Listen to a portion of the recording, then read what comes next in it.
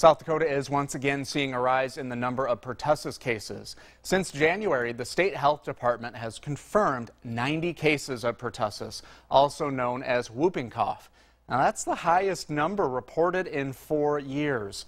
Counties seeing the most cases include Edmonds, Brown, Minnehaha, and Hughes counties. Pertussis is very contagious and can be spread just by someone coughing.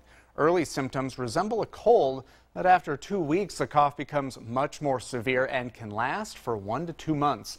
Babies and the elderly are the most at risk. The health department is reminding parents to make sure their kids are vaccinated against pertussis.